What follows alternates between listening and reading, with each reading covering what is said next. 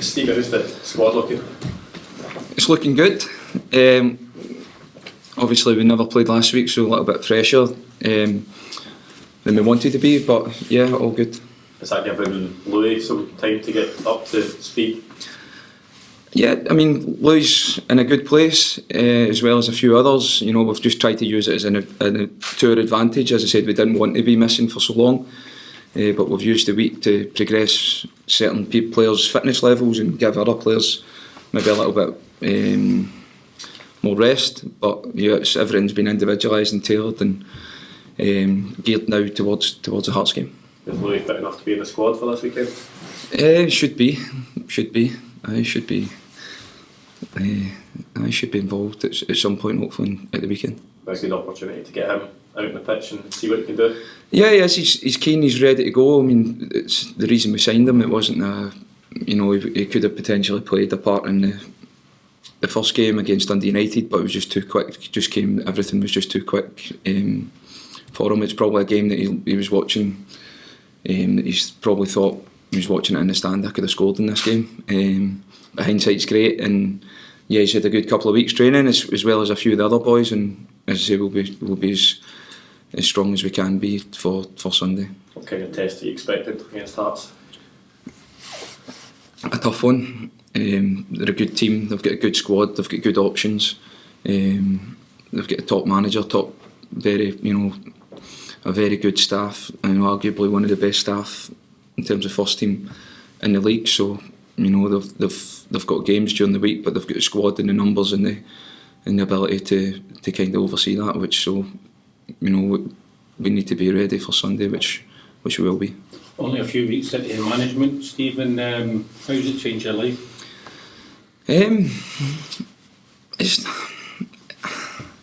It's changed it in terms of this and being in the public eye maybe a little bit more, but in terms of me personally, it's not changed me at all. I feel like I'm prepared for it. I feel comfortable, like I said before. The job I was in previously, I probably worked more hours, if I'm honest. Even though we're in the office here till late every night, it's more focused solely on the first team. So, in terms of the job, the role, yeah, we're always looking at ways we can improve. We've been happy with what we've done so far, the progressions that we've seen, but constantly looking to improve and get better, and that's never going to change. Anything taking you by surprise about management? I don't want to sound like not really. No, as I said, it's been comfortable. We know there's going to be ups and downs, which there already have been. There's been a lot of stuff happened behind the scenes, day-to-day stuff, dealing with people and scenarios that come up and come out of the blue and take you by surprise. But nothing that's been overly, One transfer window's obviously just closed. Are you already looking towards the next one?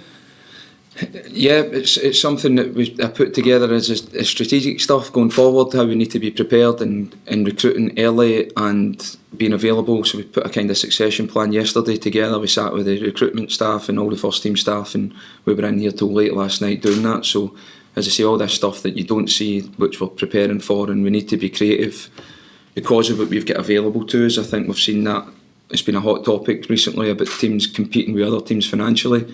There's 4, 5, 6 teams in this league that we can't compete with financially. So we need to be creative, we need to be ready, we need to be prepared early, understand what we need, what we don't need, where the young boys are coming through, the improvement we've seen from the players in the squad, recruiting tidier, and all of this together as a whole will hopefully make us stronger. A key part of being a manager these days? Yeah, it's dealing with people, it's dealing with staff, it's dealing with players, agents, all this, you guys, the press, everybody. It's just dealing with that, and that's everyday life. It's not just football management. Obviously you need to be tactically aware and be good at certain aspects of football and coaching and management, which is fine. It's fine, but putting all that together is what we see as where we can take the club forward. Is that enforced break last week come at a good time for you to maybe kind of catch breath after a bit of that? No, I'd rather have played. I would rather have played. We were ready for that game. We were looking forward to that game. We felt like we were in a good place. We would have had 1 or 2 issues with a couple of the players, but we felt we were playing with good progression. The boys were comfortable with what we were asking them to do, and there was a real feel good about it. So if you offered me the chance to play or not play, we would have rather played. But again, that was out with our control. We've just used the time to, as I said earlier, to prepare certain players and fine tune a few things that we think we need to work on, and we've used the time well. And you good use of the reserve game against Queen's Park, so Louis getting a run out as well. Yeah, it was important to us. I mean, we had a quite experienced team out for that, but it was so important. The likes of Louis, Stuart McKinstry, Rolando, all these boys. Bevis hasn't played in a couple of weeks. Stephen O'Donnell,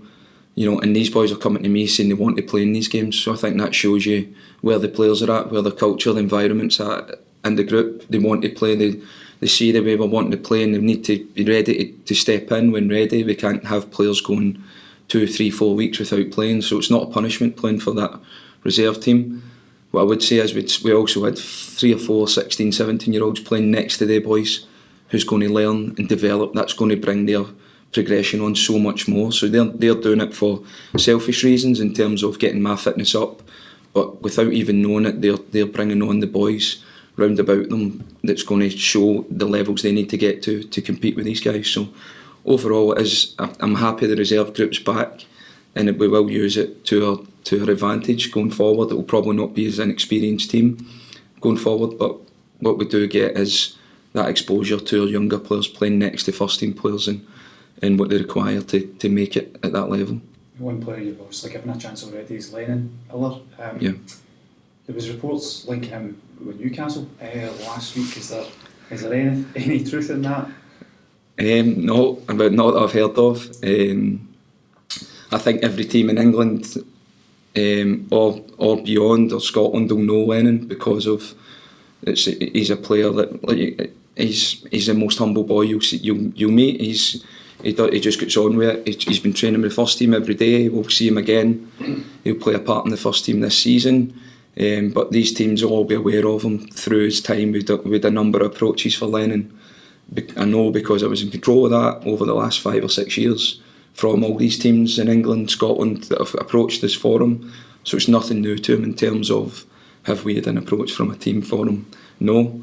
Will that probably come one day? Potentially, but he understands and we understand he's got a long way to go, and he's just at the start of the next level of his development, and like I said, nothing's a problem for him. So whatever we ask him to do or whenever we ask him to step in, or he'll probably play with the 18s tomorrow just to continue his minutes, which is going to be fine, and we'll progress him at a rate that he'll get better, but also safely and where we feel like he's ready to make the step, which is natural. He's 16, yeah. So I think they're saying that 5-6 years ago there were people interested that they're coming for them young, aren't they? Yeah, in terms of if we're talking about academy and recruitment, yeah, that's going to happen. It continually happens every year. We would have offers and the compensation packages to speak to certain players at different age groups. It's still happening this day, and that's just the nature of it. Especially with the new rules and regulations coming in, it's going to happen more and more often for the Scottish teams from especially teams in England, and it's something that we sell quite passionately to our younger players in terms of, yeah, you might go there and you might progress and it's a great opportunity for sure, but if you stay here, become a first team player, try and get some first team minutes exposure to the first team, and then potentially the likes of these teams as a first team player, then move on. That's the sell, and I feel like that is the best model to follow. It's the best thing for our club, and I think over the next 2 or 3 years we will see a steady progression of very young players coming in and being involved in the first team, and I think that's the whole model of the club. And if the teams then decide to take them, then that's absolutely fine, but at those younger age groups, i.e. 12, 13, 14, in my opinion, that's too early, too young, but you can also see the attraction from the other side. So that's just a day-to-day thing for an academy manager or staff at academy level. When you look at like Alan Campbell, trying to encourage his kids to stay here, yeah, become a first team Motherwell player, make a mark, and then you can kind of... Yeah, he's a perfect example, Alan. He came in and he played early. He probably was ready before he came in, but he waited and showed the attitude. We still use Alan as an example to our young boys in terms of his attitude, his application, and then when he got into the first team he just shined, and he's continuing to do that. it's no surprise to me, even he's playing at the top end of the Championship, you know, that he's still progressing, he's still doing well. He's not went there and thought, right, okay, he'll just continue to do well, and he's someone that we use as an example to our younger players as to where a good attitude, application, personality will take you far in this game.